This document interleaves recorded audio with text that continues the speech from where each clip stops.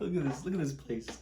I'm living, baby. Hey everybody, welcome back to the Plays and Fades YouTube channel. I'm Gordo Gambles, joined by no one. It's me, and that is who you're here to see. No airplanes in the background, nothing. Yeah, fucking plane in the background.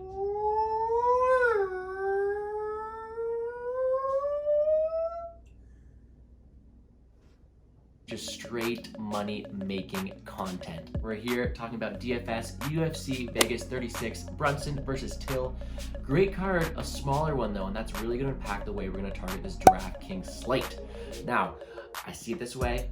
We destroyed last week's from a picks perspective. You DM me on Twitter, you got those lineups, we made some money, and we're ready to get a full GPP takedown today. Let's get right into it, man. Starting with our first play of the day, GPP play, cash play, whatever you want.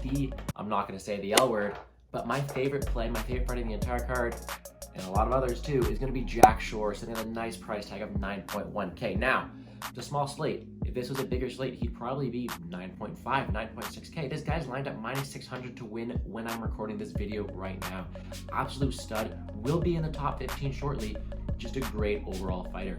I mean, he's fighting a guy, Ludovic Shalilian, who we saw on the Ultimate Fighter. Good fighter, but very, very, very low level. No competition, and whereas I hope the best for him, this is one of the hardest UFC debuts you could ever make in your entire life. Jack Shore is a killer. He could be top 10, top 5 one day, and I expect him to absolutely roll through Ludovic here. So he averages 1 to 1.4 fan points in the first place, and that's against actual UFC caliber. So Jack Shore should run through that. He's a guy you should have in almost all your lineups, especially when you have such a limited slate as you do in this case right here. This is so lonely.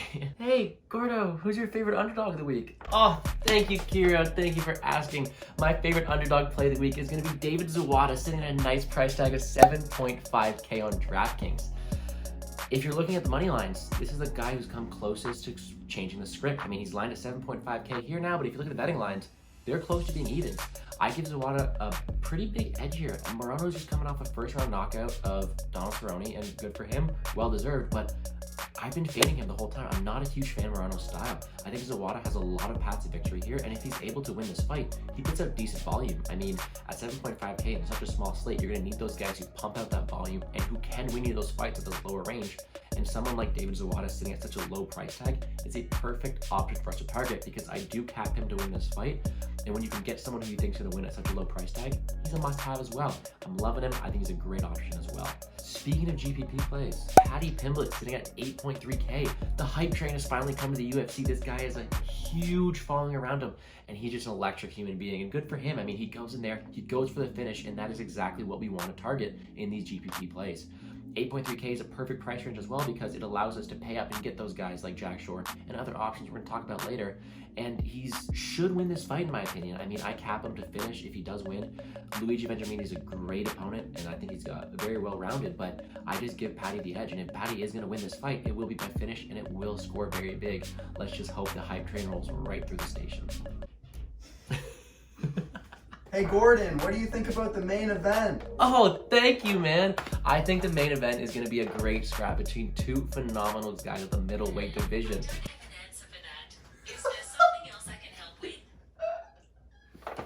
This is going to be a great fight in the middleweight division. I mean, you have two opposite clashing styles. A guy in Brunson who was an All-American wrestler who also has this great power in his hands, and he's a very dynamic finisher, versus a guy in Darren Till who's an amazing counterpuncher but really likes to take his time and takes his shots. If Brunson's smart here, this is a classic grappler versus striker matchup. I mean, Brunson was able to blanket Holland perfectly and on a way to a 5-round decision. Even though it was a very, very boring fight, he did exactly what he was supposed to win the fight. The problem I have here is Holland was able to rock him a bit on the feet, and Darren Till has insane power and great counter striking. I mean, this guy, he picks his spots and he picks them perfectly. This guy's got power in his hands, and he's able to put Derek Brunson's lights out, as we've seen before. So a guy at 7.5K, whereas he's a bit riskier to have, he does have this clear path to victory that will score big if he's able to execute it to perfection.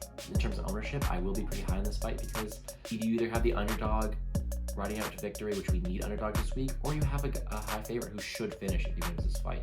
So I'm really liking it here. Mr. Editor, what do you think about another high value target? What do you think about another high value target? Oh, thank you, Kira. Another high value target being targeted this week is going to be Tom Aspinall. I mean, he's the definition of another hype train, just like Paddy Pimblett. Man, he's finished 6 fights in a row. The man's an absolute beast, and he is on a mission to the top. He's facing a guy in Sergey Spivak who's had a few wins himself, but I just think this is Tom Aspinall's fight all day. I mean, we've seen him be something in the past, 4 years ago? So this is not a guy who you really want to fade. Tom Aspinall, if he does win, he wins big. Average fan point 108.8 per night. And I mean, this guy is a finisher, and I think he's going to be able to put Sergey Spivak to sleep today. I mean, we've seen the polar bear do some good things, but he's not going to be able to do the same thing to Aspinall as he did to Oleinik. So this is going to be a great matchup. I'm really excited for it, and I honestly think that Aspinall continues his journey to the top of the heavyweight division. Aren't you at the top of the heavyweight division? Oh, wow. Was that a fat joke? Damn. Last but not least, 2 fights I really want to target this week are going to be the Jordan Rosa fight and the Rosa Martinez fight. I mean, it was 2 fights ago, the Martinez was minus 300 against Davey Grant. So this guy's got some real talent there, and he's facing Guy Rojo, who we saw do a lot better against his last time out than we really expected him to do. I mean, this is going to be a great fight. They both put out a ton of volume. They both go forward. I honestly see someone getting their lights put out tonight. If it's Martinez, probably a lot of volume there. Probably a finish, probably a good win scored high. Whereas Roger's probably going to put on a lot of volume, a lot of pressure, and you never know how this will turn out. So I really want to target this one. They're both in the mid ranges, which is perfect for us to target this week as well. Just watched the weigh-in, so as we were editing this video, I had to mention that Jonathan Martinez did not look good on the scales today. Another underdog play we really like is going to be Marcelo Rojo, sitting at 7.5K. I think it's an absolute steal. He's a guy you're going to have in those lineups. He pushes the pace, and he has a good chance to finish Martinez, who was just knocked out a few months ago.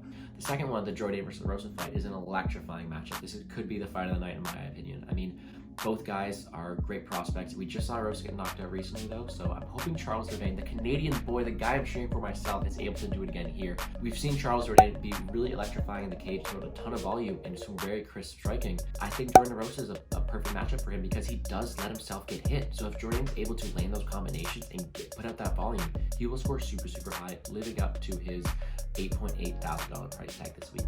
Any last thoughts? Of course, man behind the camera. I mean, if you're looking at value plays this week, I mean, Molly McCann, I think, should win this fight as well. The problem with her is she's a women's fight and it shouldn't finish, so it won't score very high for GPP plays. She's a safe floor cash play. I think the Roundtree Bukakis fight will score very high as well because they're 2 potent finishers. I don't know which side I want to be on this one, so I'm staying away from it. It could go either way. They could gas out after round 2. You never know. I do get the edge Bukakis here, but I will leave that to you guys to decide. So that's going to be it for me this week. If you have any more questions or want some lineups yourself, you know where to find me on Twitter at GordoGambles. Shoot me a message. I'll send you over a lineup and we'll make some more money together. Check out the Plays and Fades YouTube, Plays and Fades Instagram, Plays and Fades Twitter, and let's make some money together.